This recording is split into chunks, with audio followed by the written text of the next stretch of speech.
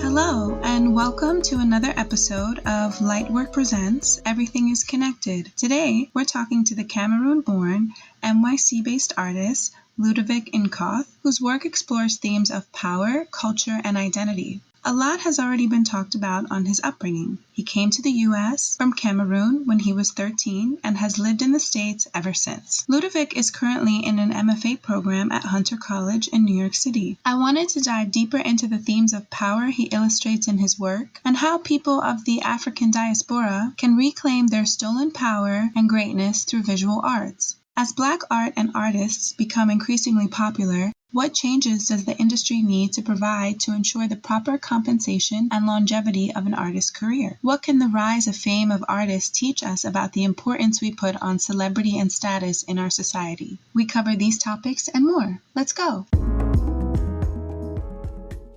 I want to ask you, on creating art, what do you enjoy most about creating art? I would say the ability to transport from different worlds.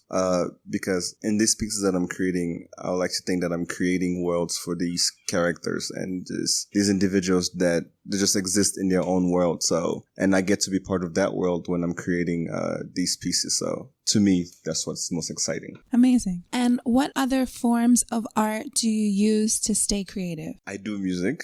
But Sick. that's primarily just for fun. I rap. I've been working on a few sound pieces for feature shows. Wow. We're going into sculpture. And I just really want to branch out and just keep creating, Definitely. Why were you initially drawn to painting, or were you? No, actually, when I started art seriously, I was always doing anime drawings. So I'm a huge anime fan and cartoons. And whenever I was younger, I used to watch Dragon Ball Z like every day. I still do sometimes. Don't tell them.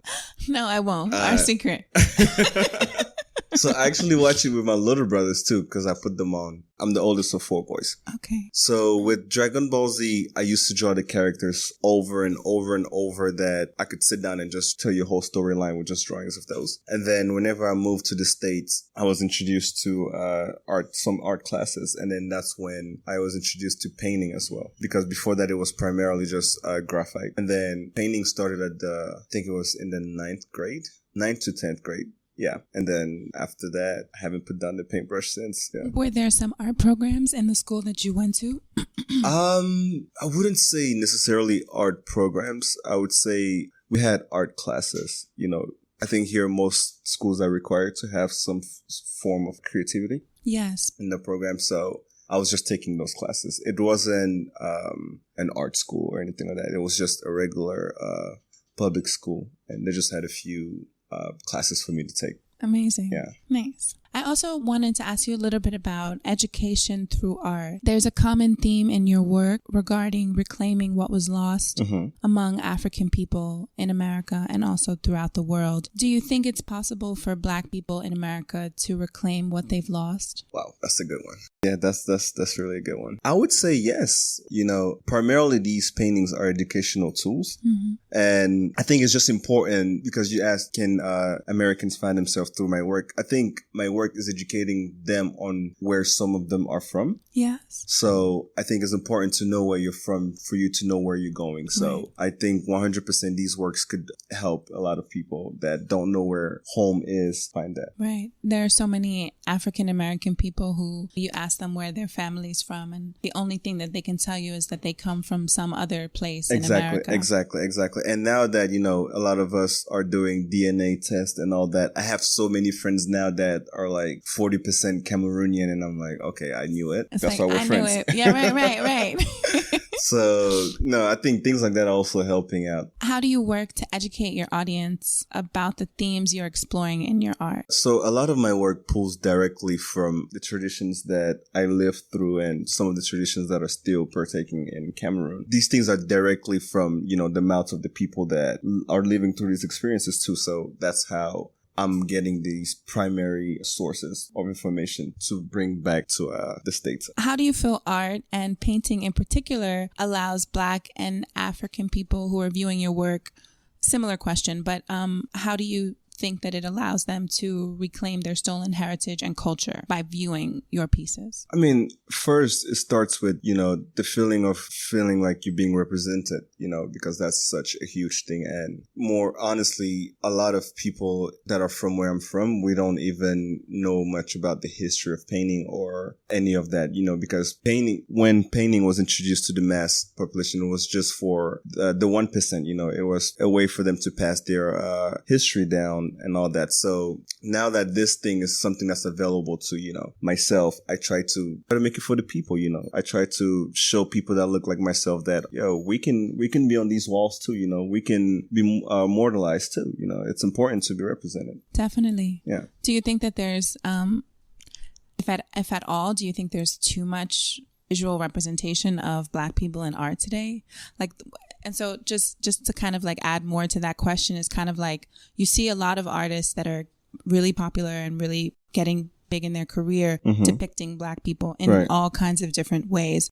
However, there's a little bit less of the abstract world of art done by people of color. Yeah. And that's something that I think is kind of interesting. Yeah, what are your and thoughts? I think you would love to talk to Patrick Alston. I really want to talk to Patrick Alston. Shout out to my boy. Yes. We'll get you in contact with him. Yes. And every time I'm with him, we talk about, that the idea of Black bodies being put back in the market, but just refurbished differently. For consumption. Exactly, which is what is happening. Exactly. And the way I look at it is that that's something that even if we wanted, we couldn't control. Right.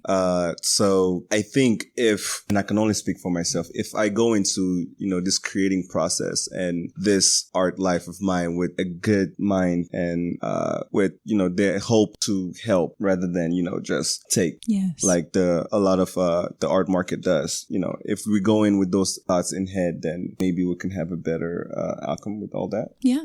Yeah. Absolutely. As themes of educating people and perhaps yourself continue to grow in your work, what are the topics you're most interested in exploring, whether new or old? New topics just find themselves seeping into my work. But it's usually and always will be, I hope, revolving around the idea of family and just having loved ones around, And then after, when you branch away from that, then you start having, okay, after family, now we're trying to regain these things that were taken away from this very family that we're being represented by. And I think this answer is different for everyone, though maybe there is a universal quality to it, but is family very important to you? Oh, 100%. Family's the only thing that you have when you come out in this world, That's the only thing it's a given, Everything else you either have to earn or give and stuff like that. But family is the one thing that you have. And family, you don't get to choose your family. So sometimes family is the only thing you leave behind too. Right. One of the most interesting things I think that comes to my mind as you just described that is issues with the Black family in America, and how slavery completely fractured it. And you see the effects of that still today. So it's just an interesting angle. It is. And that was devised for that purpose, Exactly. It was all planned. And that's why, there's no particular name for this piece right now in front of us, but that speaks on the idea of family. Right. And this is, when I was younger, I wasn't always around both sides of my family. So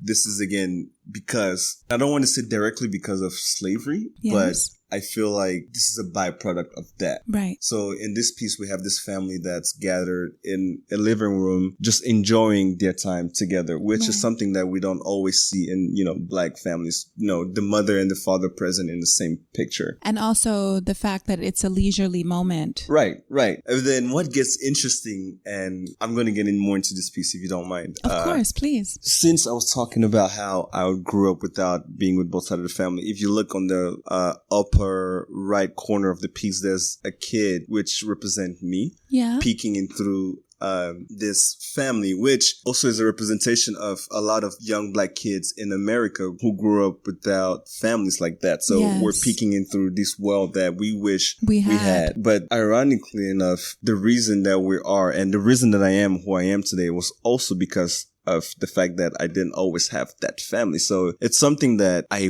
wish I had, but in the back of my head, I'm like, okay, I didn't have that, and we made it out of that lifestyle. That's what I mean with that. Right.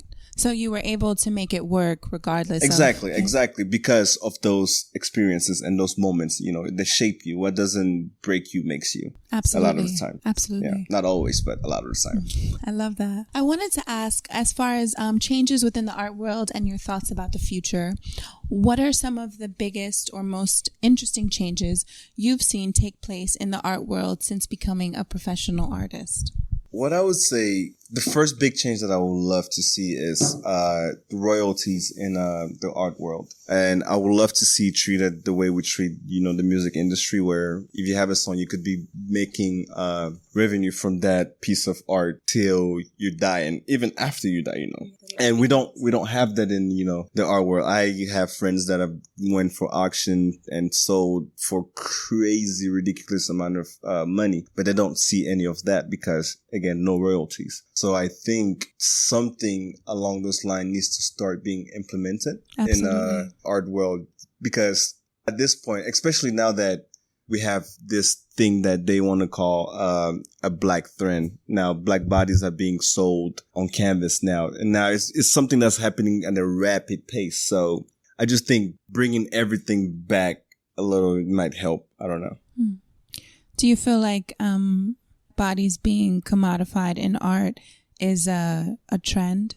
Being commodified, with that question, then the artist is not in control of that anymore, Right. Because as an artist, I would say I don't come in here and, and think, okay, who can I paint to be sold? That becomes scary, Of course. And then whenever it goes into the art world, then now they're like, oh, wow, black bodies are, let's say, hot right now, But I personally don't think it's a trend. And using the word trend to describe that is a scary thing too. Absolutely. Because it limits its full potential, It's not a trend. It's just, we're just now getting the respect that we've been earning and the respect that we've had this whole time, but we're just now getting that recognition, and that's just what's happening. Right. Yeah. What do you think about, and adding to that, what do you think about the rise in popularity and status of the modern day artists today? Right. I'm all for that, to be honest. I'm not, because the way I treat it, I grew up playing sports, and the way I look at it is that artists are like athletes and they're like musicians, we're creating something that becomes, after a while, a brand, whether you want it or not, Right. So, and if we're treating celebrities that are creating these moments that we live with for the rest of our life, we're treating them as so, what's wrong about treating an artist the same way? Because in a way, they're doing the exact same thing as your favorite rapper or singer is doing. They're creating moments that you will live with for the rest of your life, So I don't think it's necessarily a bad thing. I think it could be used as a bad tool, but Right. I don't think it's necessarily a bad thing to treat artists the way they should be treated, with the respect that they're earning with their work, Right. Yeah. I was listening to a talk with Derek Adams last night, a podcast episode where he was saying, the artists of my generation and the generations before me, this idea of being famous wasn't even conceivable or even on the table. Right. Because an artist was really reclusive, would walk down the street and nobody would know who they were. Today, young artists are in the spotlight. They're being seen. Yeah. And, it's, you can either use that to your advantage or let it use you. It's a double-sided sword. Is that the term? Sword. Double-edged sword. Wow.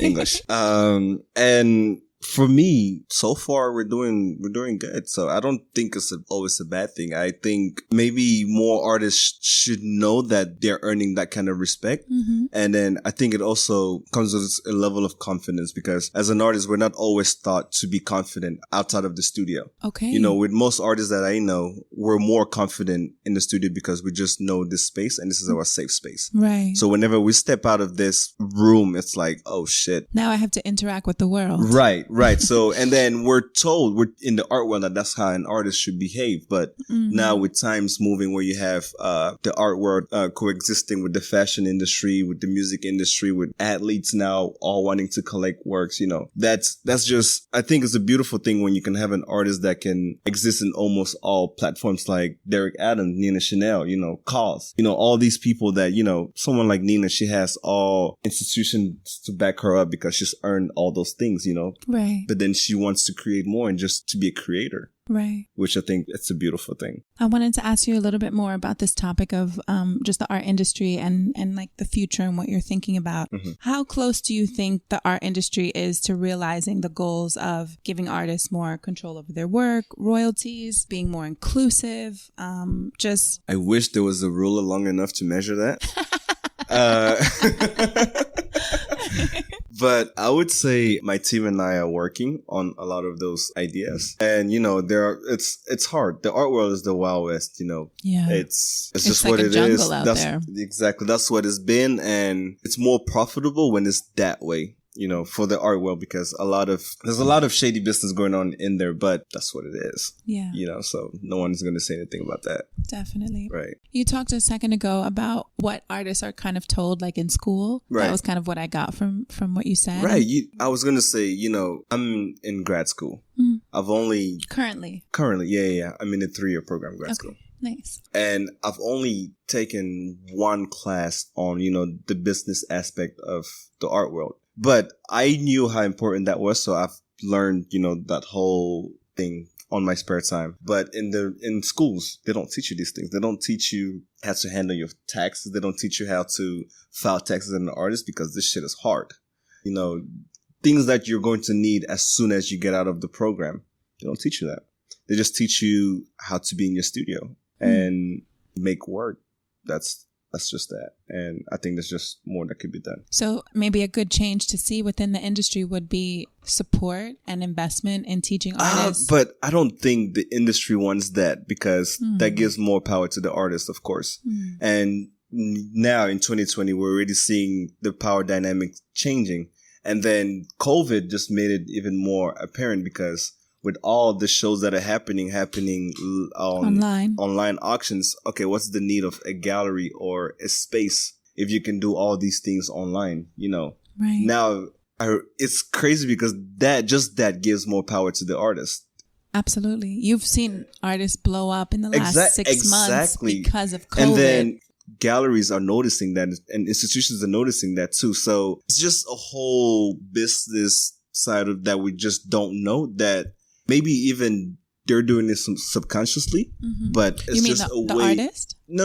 The institutions and the gallerists, they're doing this thing that don't allow the artist to feel like he or she, or whatever their pronouns are, can be out in the world and still exist as an artist the way they exist in the studio as an artist, Yeah. Totally. I mean, I was having a conversation on my most recent episode with Kari Turner, and he's like, now I'm making Google spreadsheets and making Google documents and putting together forms. Right. And he's like, I never did any of this. None. And now I'm forced to do it because it's part of my work. It's part of my job, but I have no experience. It's a business. Like I tell this to all my peers, as hard as you try to, treat this thing like it's the furthest thing away from a business, at the end of the day, you're eating from it and you're living from it. It's a business at the end of the day, And that doesn't mean you have to let that business seep into your studio, but you just have to know that when you step out of the studio, when the pieces step out of the studio, that's a business. You're not there to vouch for these pieces anymore. It becomes just that. Right. So I think it's important that artists know how to move out of the studio just as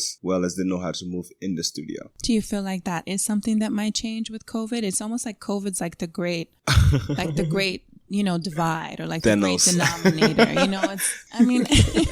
It's Thanos of 2020. I don't know if that's going to be, because this is something that it's not just a few artists that do this. This is something that has been engraved in our heads for centuries and ages, Right. So it's something that's going to slowly change. But do you mean this dynamic of the artist being focused on the art and the work and not the business? Yes. Right. Because even some galleries will still come up to you and be like, yo, don't worry about the outside world. Make art and then I'll take care of everything. But you don't know what's going on out there, I mean, you should trust your team, of course, but still think you should know what your team is doing. Exactly. Every day, any day that, they're handling your business. business. Right. Yeah. Every step of the way. Every step of the way. And that's why it's important to learn all these things before you even start working with, these big galleries. So you already know what they're supposed to do and how they're supposed to do. So it becomes more of a partnership rather than a gallery taking care of you or you taking care of a gallery or something like that. What are some of the things that you're most excited about for the future, not only for yourself and for your career,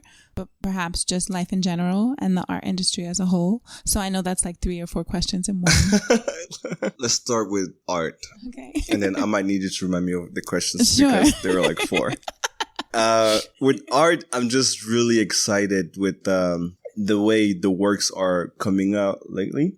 And your own or other artists? No, my own, first of all. I like the way I'm pushing the works and the way the works are being received, which is always a good thing. For other artists, my peers, I'm very close with a lot of artists and curators, just like we're talking about John Rivas, which is like a brother to me. Yes. I talk to John more than I talk to 90% of the contacts in my phone.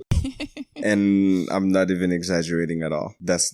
So with John, he's working on some crazy things too that when the world sees, it's inspiring. Yeah. And we have a group show coming up soon too. Sick. So we'll see some of those goodies there. When is that happening? That is in September in Chelsea at Ross and Kramer. Ross and Kramer. Yes, okay, yes. Sick. Pull up. Yeah, for sure. And then as for you just being excited about the future and perhaps also your career, anything you'd like to share about that? I usually like to keep it on the low. Yeah, my personal life, separate from, the outside life. So personal life, everything's good, healthy. Good. Mentally and physically. So I'm very happy for that, especially during these times. Yeah, absolutely. And I'm just looking forward to growing with my loved ones, Yeah. And then, that's just that. If there would be anything else that you want to share with everyone, any last words you'd like to say? We have crazy shows lined up. We have 2 solos confirmed already. 2 solos? Yeah. I wasn't going to talk about them, but why not? We have 3 group shows. Wow. Wow. Amazing. You're a busy guy. Right. That's news to me too. It's like 3 group shows? I didn't even know that. No, because let me tell you what happens. And you think I'm kidding, but when you get in here and you're just painting from Monday to Friday, you're not worried about what's going on in like 2 months from there. You're just trying to figure out what's going on today in the studio, So the way I usually work is I would have my studio manager put all the shows in the book, and then I know what's going to come up. Okay. But then when I'm in the studio, I don't prioritize, shows. I just make work. And then whenever the show comes, then whatever work fits best in that show is the work that goes to that show. So I'm just always working. Yeah. Right. To answer that question. So you're not making work for particular shows. You're just making work. Sometimes I am, but a lot of the times I'm just making work. Nice. Like right now I'm making works for shows, but I'm also just making works. Right. That will be in various other shows. places. Yeah, right. Yeah. One of the things I wanted to ask you, we touched on it before, but what has it been like for you living in New York? And what's that experience? Can you describe a little bit? I don't even know where to start. New York, I knew I was going to live in New York from the get-go. You knew? I knew. Yeah. It's funny, Danny, I still hate him for this. He somehow unveiled a video recording when I was being interviewed on this TV channel at like age 18. And then during the interviewer asked me, okay, so what's the future looking like? Blah, blah, blah, blah, blah.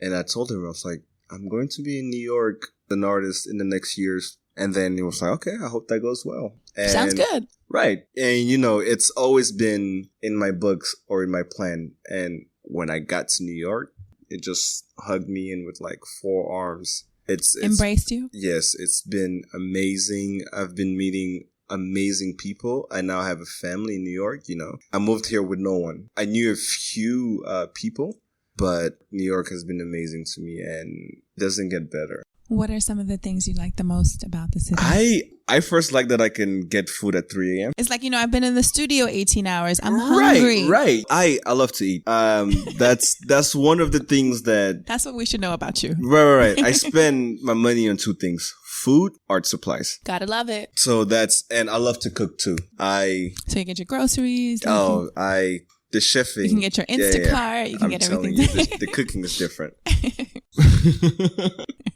But yeah, so just things like that, Yeah, definitely. Anything that you would say is like either things that you don't like or like the most challenging part of living in New York? I don't know much about New York because I haven't explored New York. Right. Yeah. And COVID has changed all that. COVID has changed all that. Yeah. What do you like to do when you're not making art or cooking or hanging out with friends? Music. Yes. Music, yes. Of course. I love to make music. I bought a few instruments. Sick. What kind? I have a violin. Really? I have a djembe drum from West Africa. Yes. Yeah. I have a few other instruments that are found in West Africa. Do you have a talking drum? Like bing, bing, bing, No, not one of those. But with all those things, I'm using them also as tools for my sound work whenever those are ready to be realized, of course. And that sound work, is that a new iteration for you? Is like, where did that come from? I'm just a curious person. I like knowing how to do things. Yeah. And sound brings just a different element, than painting. Of course. And it even gets more interesting when you're in front of a painting and then the sound that's activating the space and the painting. It creates a more exactly. immersive So experience. I'm playing around with those ideas and seeing what comes out of it. Do you think you'd ever get into adding like any component of video work? These are still very personal. I also have watercolors that you see in the studio. But I'd love to see more of that. So sick. Well, I think we're good and we have everything. I was going to ask you about that last words question, but I feel like you answered like any last words for the people, or maybe you can. Maybe you can tell me like what you're reading right now, what you're listening to, anything that's like piquing your interest. I'm reading a chef's book right now. That goes back to your love of cooking. Yeah. So it's actually a textbook from the ICE institution. Mm-hmm. So what this textbook does is, I've been cooking for a long time and I've just always loved to cook because it's just an extension of my creativity. Mm-hmm. In the kitchen. So this textbook does is it just takes your skills to the next level. So it'll teach you about different blades and which blades are like made for different things, and then the way to handle specific ingredients in the kitchen and the way to store some of these things. It's just pretty much taking you to the next level. So it's like making it to the NBA with this book. So nice. I'm reading that. I watch a lot of TV too. Whenever I make time. So I wake up super early in the morning, like 6 a.m. From 6 a.m. to close to 11, I'll have my morning routine. And then I get my TV in that time too, while I'm having the morning tea. And then I come to the studio and then I work in the studio till it's bedtime usually. With TV, I'm watching...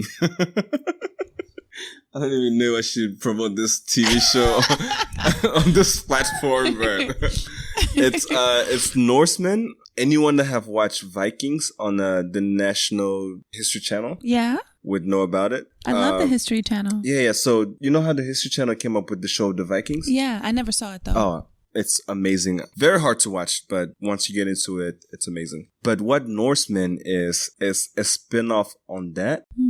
So now the Vikings are now comedians in a way. So it's like a comedy version of Vikings. Oh, shit. And it is the funniest thing on TV. You're like, I love this show. I 100% recommend it to anyone whenever I'm not in the studio, I just like to have, a good time, relax, nothing too crazy. So I'll watch that to get me coming to the studio. So I'll laugh a little bit, relax, get some energy out. Right. And then I'll come to the studio and then slow wind till we go to sleep. Because painting is a serious process, no? I wouldn't say not serious, because I'll be honest with you, I'm just in here playing around. Really? Oh no, this is all a game, and I mean that in a serious way too. This is just me still being curious and trying to find things out about myself, about the materials, and then about the spaces that I'm occupying. So It's always games and fun, and whenever this stops being fun, I'll probably stop doing it. Right. Well, I hope that art is always fun for you. So far. Yes. And I think it's always going to be. Good. Yeah. I think we're set. Thank you. You're welcome. Thank you for joining me. Oh, it's a pleasure. Well, there you have it, folks. It's a wrap. Catch us on our next episode where we'll continue to bring you real stories and unique perspectives of some of today's most exciting artists, curators, and entrepreneurs in the art world as we focus on the African diaspora. As always, stay motivated, stay inspired, and stay up. Peace and love, y'all. We out. This episode was recorded in the Bronx at Ludo Studio. I got a first-hand look at some of his newest works that'll be on view in the coming months with the solo and group shows we talked about on this episode. Stay tuned for more information on upcoming shows with the links that'll be in the description box of this podcast. Thank you again for listening, and we'll see you next time on Lightwork Presents Everything is Connected, conversations on culture and current events with some of today's most exciting creative contemporaries.